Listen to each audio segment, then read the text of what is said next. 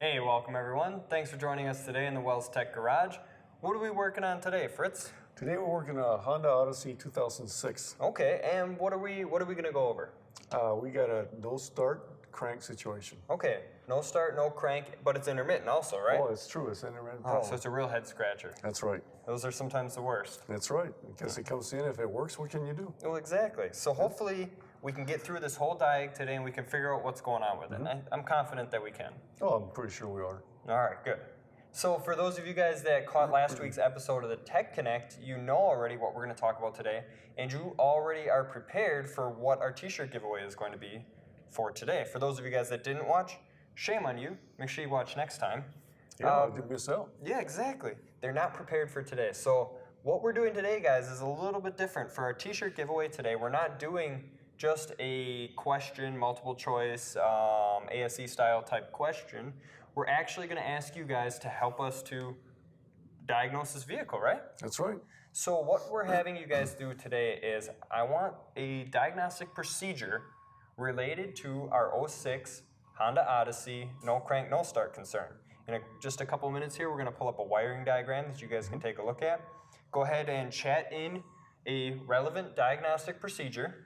And because it's the holidays, everybody who chats that in is going to be winning a t-shirt, whether we use that procedure or not. That's right. So it's kind of that season of giving, right? So That's we'll right. give away t-shirts, but there's more to it than just our normal old t-shirt that everybody's already seen. We have some new stuff today, right? Well, actually, yeah, it's true. We still have the black one. All right, we got the black one. And it's the same thing in the front. The only thing is in the back, we just changed the design. Okay. New design. But look at this. We also have gray And, with the same design. Yeah. And, in blue. And blue. So for those of you guys that submit that answer and win a t-shirt, when you send me your email, make sure to include your shirt size and now the color of the shirt you want. If you don't include a color, I'll have to pick for you, and you'll get whichever one we have the most of at the moment. All right. So why don't we pull that diagram up on the screen now, so you guys can take a look at the wiring diagram and go ahead and chat in whatever you guys think you would do first, or one of the steps that you would do in your diagnostic process for diagnosing this intermittent no crank, no start concern. That's right. And we'll give them a little hint. The battery on this thing is A-OK. There's no problem with the battery. The battery voltage is at 12.6 volts. That's perfect. And the terminals are clean and tight. Okay. You're giving them a lot of hints now. All right. Let's give them one more. What would you do, Fritz, on say this vehicle came into your shop today, intermittently, not starting up, what would be one of the first things that you would check? Well, the best test I got, and bypasses everything, is I get a test light. Okay. Get my technician underneath to touch the signal wire comes from the switch. Okay. While I crank it. Right at the starter solenoid. If it doesn't light up, then I got a place to start. Okay, and if it lights up, then you know you potentially have a bad starter. Exactly. This sounds like a great test. You can really narrow down a lot of things. But the problem is sometimes these starters are almost impossible to get to. Exactly. BMW, Toyota V8s, some of the Cadillac motors, Cadillacs. They're really common to hide that starter underneath the intake manifold. Tell you what, I'm not going to go first step to take an intake manifold off to diagnose a no start concern that we don't even know if it's starter related at this point. That's true. You know, there's a lot of components in this diagram that's up on the screen right now. A lot of components in here that could be causing our problem. And to just go right for a starter, which could be under an intake manifold, is kind of working harder instead of smarter. That's right. So when it's an easy to get to starter, like say an old GM motor or an old Ford motor, those were easy to get to. Oh, yeah. Super fast test. You just reach over the hood and touch it. Exactly. But on newer vehicles, the starters are getting harder and harder to get to.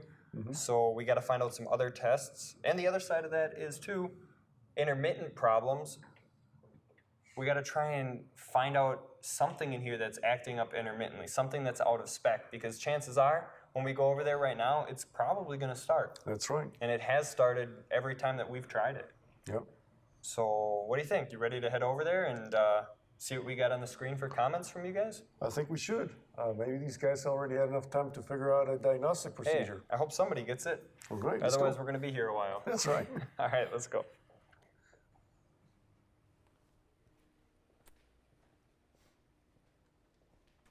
Alrighty. Okay, here we are. Well, let's take a look at the comments first. See who wants to win a shirt today. Let's see what we got for some diagnostics. Okay. We All got right. a lot of guys saying hello. Oh, a lot of people. Sharad says hello. David says good morning. Sean says hi, good evening from Johannesburg. Yeah, South Africa. Oh, wow. All right. All right, cool. Well, good evening. That's an interesting one. Yeah. David says hello, pardon the vocabulary. We got Tam coming on saying hello from Scotland. From Scotland. Terry's here. Terry's ready to go. And looks like we got 2 diags here. So Jeff and Tam, sorry if I'm mispronouncing your name. We got a voltage dropping on the starter circuit, voltage drop test. And hooking up a low amp probe. Okay, and Sniper Phi just came on and said hello. All right, so we'll start with Jeff's. Jeff's talking about voltage drop in the starter circuit, and that's a good test to do, especially on a vehicle that's easy to get to the starter itself. That's right. Now on our Odyssey here, it's not the easiest to get to. It's not the hardest. No, it's not not like the those hardest, ones under the intake. But it is underneath the battery, underneath the airbox. Kind of difficult to get to. So that's not going to be the first place I'm going to check today. What about you, Fritz? You wanna go digging that apart and check that? Not yet, especially when we can do it the easy way. Okay, we got some other ways to do it, but what Jeff is talking about for voltage dropping is you want to perform a voltage drop on that circuit, and if we bring up the diagram here on the screen, guys, I'm going to bring this up. You'll see what Jeff is talking about is performing a voltage drop on, first of all, maybe the starter, the battery circuit here to make sure there's no high resistance or corrosion in the cable. You want to do a voltage drop, not an ohm test there, because an ohm test only takes one good wire, right? That's right. Voltage drop will actually test it under load and see if you're losing voltage there. And then you could also voltage drop other places in the circuit as well. But that's not where we're going to start today. Let's see if we have any other ones here. Yeah, we do. We have hooking up the low amp probe. Yeah, you could use a low amp probe and you could check for amperage flowing on certain parts of the circuit. You could definitely do that. Check the relay in the fuse box. All right, yep. You definitely want to make sure that your fuses are intact and that your relay is functioning. And Pete brings up trying the spare key. That's another good one. yes. Especially on newer vehicles, you know, with immobilizer systems, security systems. How many times have we gotten into cars and that light is flashing? You know, that That's it. security light. Yep. What's one of the really common ones? The GMs, you know, back in the early 2000s, right? Yep. With the red security telltale, Grand Ams, Grand Prix are probably the 2 that I can think of the most, where they run into key issues with that resistor key and that kind of thing. So for this one, there is no immobilizer issue at all. The light does not turn on or flash or anything like that. So we know we don't have a security issue. Test at the starter relay if it's located at an easy area. That's from Terry. And Terry, that's actually one of the tests that we're going to do today. If you can see behind me here, we get a whole bunch of wiring and stuff hooked up. We actually have the relay out of this vehicle because we recommended to the customer that we should maybe swap the relay first and see if the problem is in the relay itself. And we found that it wasn't. But what's a good rule of thumb, Fritz, when swapping relays? Oh, always swap a relay that won't disable the car. You don't want to take ignition or injector relay Right, or yeah. something that'll drive it. Maybe for the coils Right, or something. coil. So you want to take something like maybe the power window relay and use that one. Exactly. So that's actually what we did on this vehicle. I'm going to bring up just the relay diagram so you guys can see what the relay box looks like on here. So our relay right here, number 19, is our starter cut relay on the right side of our relay box. Now this is under the driver's side of the dash. You got to take a panel off to get to it, but it is relatively accessible. So what we did, we just swapped that out with relay number 23 right here, which is our power window relay, because you don't want to be swapping what you think might be an intermittently failing relay. You don't want to swap it with your PGM sub relay or main relay here, because those are what's controlling the engine essentially. Exactly. That's going to create a drivability issue. So you go from a potential intermittent no start to a potential intermittent stall concern. That's way worse. You could be driving down the highway, pulling away from a stop sign, anything like that. So Or in heavy traffic if it's stalling you. exactly. So swapping relays, guys, make sure you're swapping it into a hole that isn't going to be detrimental to the vehicle if it were to fail, if you're thinking you have a failed relay. Alrighty. I would start at the starter solenoid and check for powers and grounds, depending on what I find. Work backward or forward in the circuit. That's good. You can always start at the starter solenoid. That's like you had talked about. That's where you would start with a test light. Right away. Because that's kind of the what do you want to call that? That's the end result. That's right there is telling you that everything else in the circuit is working if you have flow, current, and power down at that starter solenoid. That's right. Jeff is saying he can't hear us very well. Let me just take a look here and see if we have any sound. See what's going on. All right. I'm going to turn us up here. All right. Can you hear better now? All right. Jeff, I just turned it up a little, so let me know if that took care of it. Sniperfy came on and said safety neutral switch. So perfect, yes, safety neutral switch can definitely cause it. Okay, well, what we have in front of us here, this nice, lovely 3-page document printed out of all data, is one of my favorite test procedures ever. This is the starter circuit troubleshooting test procedure right out of all data. And note, number 1 here, air temperature must be between 59 and 100 degrees Fahrenheit. Good thing our shop is warm. Okay, so according to this, we can't test a vehicle if it's below 59 degrees Fahrenheit. Well, that doesn't make any sense. No, it doesn't. So I would say that right off the bat, be careful when you're looking at any sort of procedures, any sort of trouble trees, that kind of thing. You want to make sure you know what you're looking at as you're testing. Then it talks about hooking up some equipment. You want to test the battery. Does the starter crank the engine, yes or no? Go to the starter, check all that. Remove the starter and repair or replace as necessary. Well, I think there's going to be some other things to check out before I go removing the starter. And then check for excessive drag on the armature, shorted armature winding, excessive drag in the engine. So really some decent tests involved in here, but not exactly what I would go looking at either. Yep. So why don't we start in on checking out that relay circuit, or checking out the circuits that go to the relay. We already know that our relay tests out okay, right? Right. So we can verify the ignition switch, we can verify the neutral safety switch, and we can verify that the everything's getting to the relay like it's supposed to.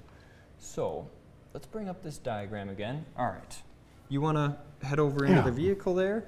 Let's, what we're going to test now is we're going to check for power here on pin 3 and on pin 1. And again, guys, I have the relay just back probed right now under the dash. I'll bring up a picture here and show you guys what's going on because I couldn't get a camera under there. But you can see here I have the relay out and some probes installed in there, connected to those long wires so that we can do a test here for you guys. So what I'm going to do is pin 3 first. This is going to be my green wire, right? Pin 3, yes. And I'm going to take a test light. I'm going to hook it up to the battery ground and hook it into what would be the pin 3 coming out of the ignition switch into the starter cut relay circuit. This is the control side of the relay. So we should see a nice bright lit up light here when Fritz puts it into the crank position, because that's the only time this is going to flow is when this is in position number 3. Cranking across the ignition switch. So, you ready? Yep, go ahead and crank it over, Fritz, and we should see, there we go. We have a nice nice bright test light right there. You could also use a headlight or something like that for this. Yep. But right now we're load testing the circuit, so you could do voltage testing here as well, but load testing is going to be the quickest and most efficient way to do it. Let's go on to, we're going to go on to pin 1 right now. This is going to be the other side. This is the actual power flowing side of the relay, the switch side of the relay. So pin 1 is hooked into this red wire here. And again, same thing. We should see this thing light up nice and bright when Fritz goes to crank. Go ahead and crank over. There we go. That looks good. All right. So by doing this test, Fritz, what did we just verify? We verified that from the switch all the way to through the fuse box, everything is good. Right. Yep. So all the way to the relay we now know is able to flow. Current is able to pass the power through it. So we know that our ignition switch is okay and our power feeds to the ignition switch, and the wiring between the switch and the relay are okay. That's right. All right. Now we could what should we check out now? Should we check out, let's look at this guy here, right here, this transmission range switch. What we can do now is I'm going to go ahead and do an ohm test. Now, you could test for voltage, you could also load test this, but I want to do an ohm test on here because Fritz and I kind of left out a little piece of information here that I'm surprised nobody did mention. Oh, hey, this is a good one. Also research if there's any pattern failures. Yeah. Look at that. That's a really good idea. Pattern failures are awesome to be able to find. They can really cut time out of your diagnostic if you can go looking in a certain direction first. All right, so nobody has mentioned it at all. But Fritz, what's one of the most common things when you get a no crank, no start? What do you recommend to your customer before they even bring the vehicle in? Well, if they're stranded, say, well, try putting it in neutral and give it a start and see what happens. Exactly. Try putting it in neutral, see if it starts. And that's what we recommended to this customer right off the bat, was put it in neutral, see if it starts up, and what do you know? It started. Every time it started. So we left that little piece of information out to see if anybody would have recognized it. I'm sure you guys have all done that before. But so what I want to do now is I want to actually do an ohm test through the wiring from our relay to ground. So that'll actually ohm across our transmission range switch here, because part of me, a good portion, I would say maybe about, I'm 50% sure at this point that we're going to be putting a neutral safety switch or transmission range switch in this vehicle. Now on newer vehicles, guys, they're typically called transmission range switches because they do more than just the neutral safety switch. This is actually a 10-pin switch on here that feeds the transmission information of what gear you're in, that kind of thing. So really in this diagram right here, you see transmission range switch. You can see this is pin number 5, pin number 6. So there's quite a few pins in there. We'll bring up a diagram later of what all 10 pins do. But okay, I'll stop talking. Let's do this ohm test. Alrighty. You want to hook this one up to our, I believe it's our blue wire. And let's see what we got here. Now I would expect a relatively low number, probably around 1 or 2 ohms of resistance, because you're going through quite a bit of wiring. So let's put that on ground. Get our meter on here. And make sure we're on the right wire. Check my notes. So relay ground right now. We should be on blue. You have a good connection there? I would say so. Let me try it again. I'll tell you what. Hold on. Give me a second. Hang on one second. We forgot to hook it up. There we go. Okie dokie. All right. Well, now that I actually plugged the switch back in, you guys can see that we're sitting right around 32 ohms, 32.1, 32.2 ohms of resistance through this circuit. Now I would call that significantly high. Yes. But the funny thing is, if we would to throw the relay in right now, it would start up. Yep. So what I'm thinking is, this is leading me into a direction, because remember guys, we're looking for an intermittent failure. We're looking for a failure that doesn't happen all the time. So we're looking for something that might not test bad right now, it might still function, but it's out of spec, it's out of the normal limits. Right. And at 32 ohms, Fritz, I'm looking inside this circuit because something isn't right here, right? You got that right.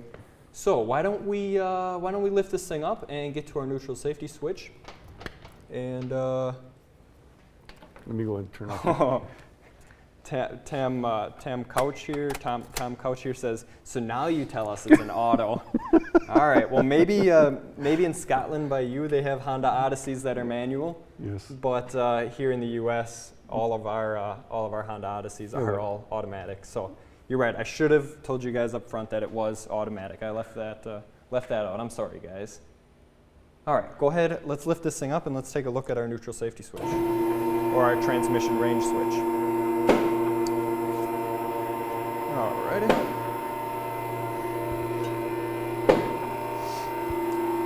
And Big Cliff came on. He said relays are always messing up. So yeah, relays do fail.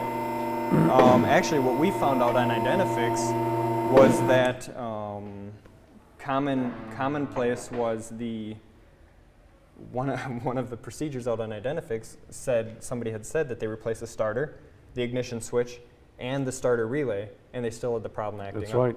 No, that's a lot of money.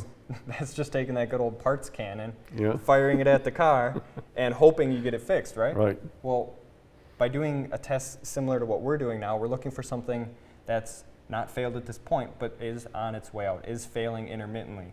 Temperature could affect it, vibration could affect it, God, yes. anything. So, really like those new shirts, guys. All right, Jeff, thank you. You can check live data.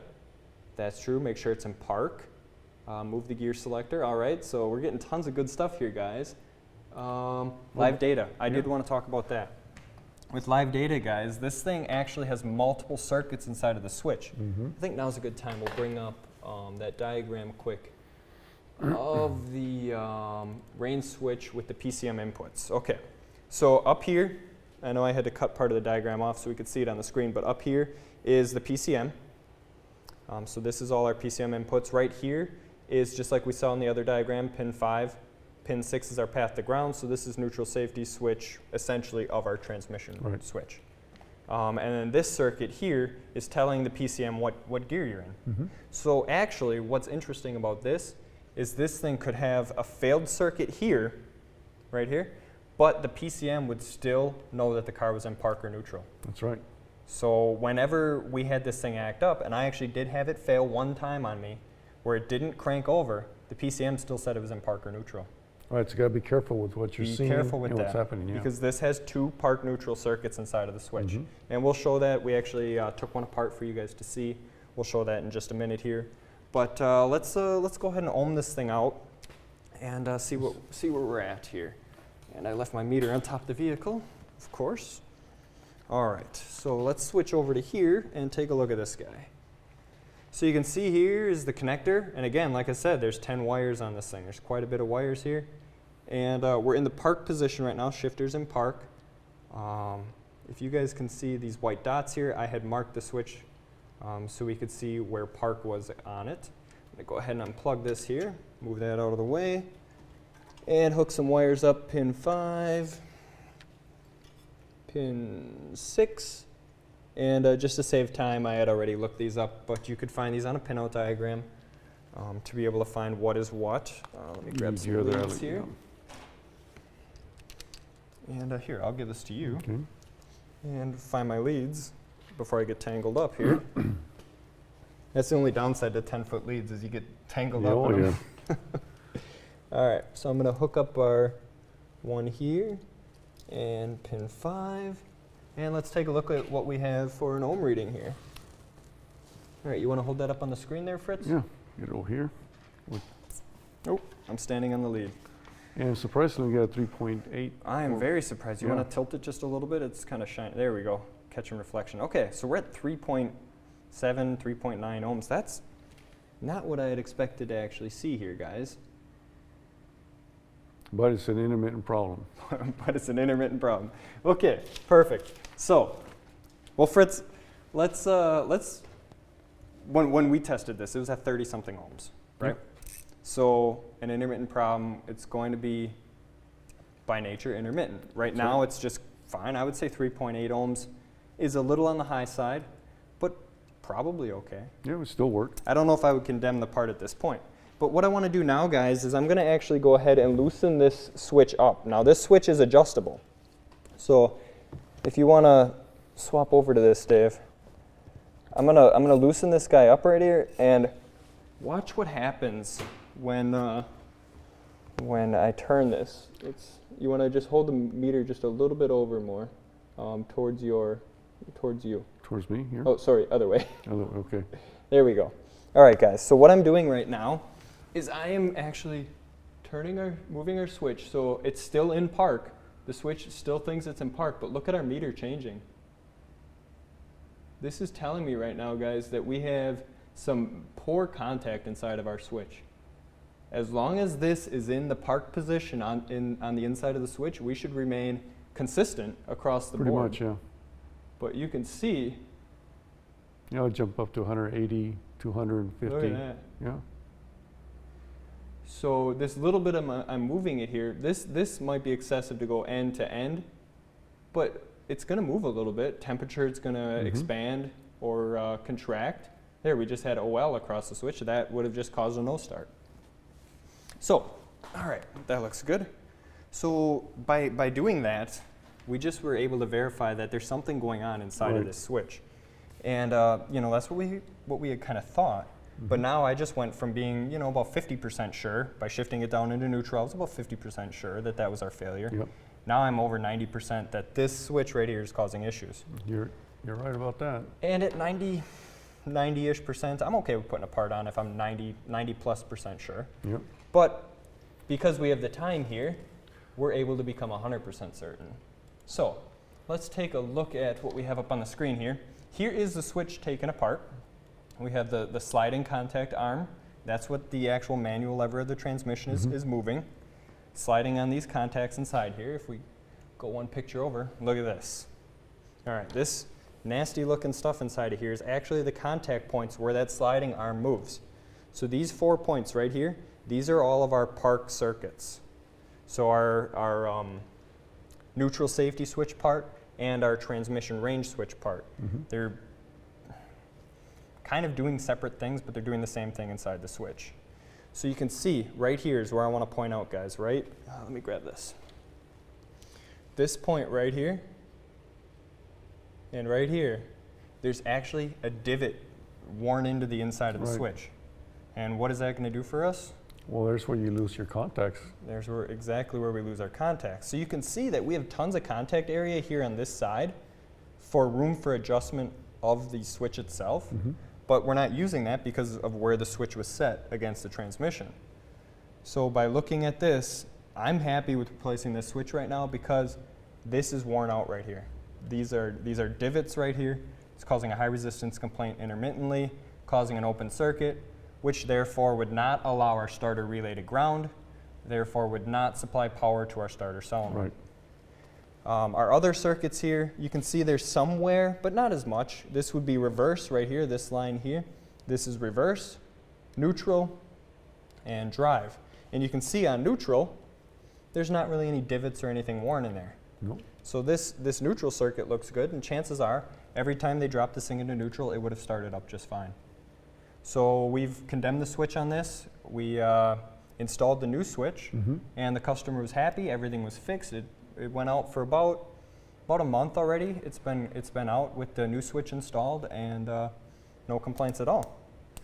So again, I was 90% sure when we put the ohm meter on it that I would have been putting a switch in, and you wouldn't have to take it apart, but we always like going a step further. We'd like to show you guys what's going on inside. Exactly.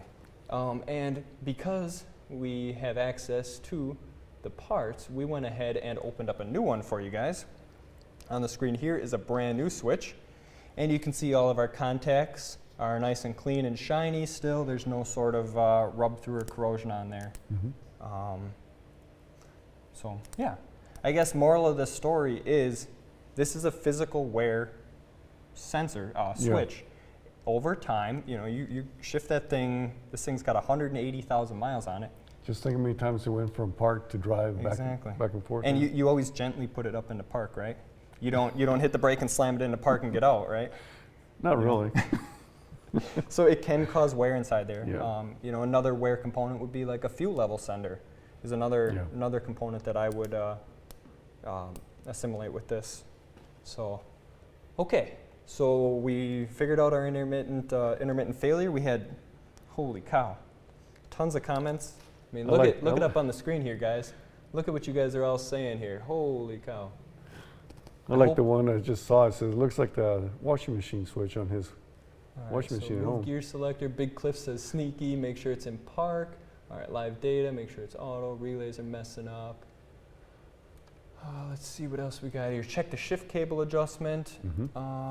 That's good to know that it has two switches. Yeah, that is. Yeah. You know, that could really throw you off. If you're trusting your live data, you know, it's going to say it's in park or neutral all the time. And this thing could have still failed. Wiggle in testing. Could you hook up a lab scope and see if the signal drops out or scan tool data? Great question, Jeff. You could hook up a lab scope and do exactly what we were just doing with the meter and kind of move that switch, wiggle it, see if it drops out. Right. It'll be 10 times faster than the meter would be. I say 10 times, but I really don't know the number. It could be significantly faster. It is significantly faster than the meter. But yes, you could definitely do that. But being that this is just a standard old switch, you really don't need to get your lab scope out for this one. A meter would be able to take care of it. But say you're getting a problem that it does it once every 2 months or something. You could sweep the sensor in its position, in the park position, and you could look for a dropout with a scope. Yeah, and you would be able to see it more efficiently than you could with the Right, because scope being a lot faster, more sensitive, you should be able to pick it up faster. All right, what else we got here? Looks like my washing machine switch, and that's probably true. You know, this is a common switch design. It's going to be for any sort of turn dial switch. This is the way the contacts will probably look inside. We'll get some more. All right, we got a great job, guys. Good job. As Wells Smith say, or a steering box that wears near the straightaway position. Could be, yeah, an older steering box. It's going to wear. You know, anything in a vehicle is going to wear over time. Oh, you know, wheel bearings, brakes, you know, the works. Anything is going to wear. Electronic components wear too, guys. It takes energy, that current flowing through there causes wear, as well as the mechanical, physical wear across the metal on the surface there. Right. So 180 some thousand miles on here is going to cause, you know, what we saw inside that switch. So, all right, Fritz. Well, did you have anything else you want to talk about? No, I pretty much covered everything we were supposed to cover and Right. teach these guys, and we are happy with you guys' feedbacks. Yeah, this is awesome. I'm glad you guys were able to help us diagnose today. If you want to bring up my email on the screen, there we go. Everybody who said any sort of diagnostic here today, send me out an email. Remember to include your shirt size and the color that you want, because we have those 3 colors now. The color, otherwise I'm going to send you whatever we have the most of. Shirt size, color, mailing address, and I will get a shirt out to you guys as soon as possible. All right, we just diagnosed a no-start problem without even touching the starter. That's right. Who would have thought? You know, common practice, you got a no-start, no-crank issue, you go to the starter first. Well, That's right. they're not all going to be this way. They're not all going to be range switches. They're not all going to be, could have been the ignition switch, the relay, wiring, anything. But, you know, the whole goal of this, guys, is to expand your vision, your idea of what is going to cause a problem. Because a wiring diagram is probably the most efficient way to look at this circuit as a whole. Yeah, we got a request there. Somebody wants to see our wiring diagram again? Oh. Or we got it? Where we got it, the wiring diagrams are all courtesy of AllData, which is a subscription-based service information website. Yes. Sometimes you can just do a wide open, you know, Google search of starter circuit for a Honda Odyssey. You might find stuff out there. Just remember, guys, whenever you're using Google or whatever search engine as a resource, you verify what you're looking at. Exactly. Because, you know, we all know the internet has lied to us before. So Right. It's like one glove fits all. That's the exactly. problem. And, you know, even with certain service information, we've seen different companies of service information have different information as well. So just be careful what you're looking at. If something doesn't make sense, it's possible that the information itself is wrong. Right, and David Santos. Spanish. Yes, en español la otra semana. All right. Next week. Next week, Wednesday, right? Next week, Wednesday, right. No, sorry. 2 weeks. 2 weeks from now. 2 semanas, el miércoles. The 14th. El 14 de diciembre. Exacto. The 14th of December in Spanish. So for anybody here that is a Spanish speaker, join us on that day. We're going to do this broadcast again. I think that's about it for today, guys. Yeah. David, if you want to send me out an email, David, and ask for that diagram in the email, I will definitely send you the wiring diagram. That is not a problem. And for anybody else, whoever has problems with diagnosing their vehicles, check engine light on, that kind of thing, you can always give us a call. We have that technical assistance number here.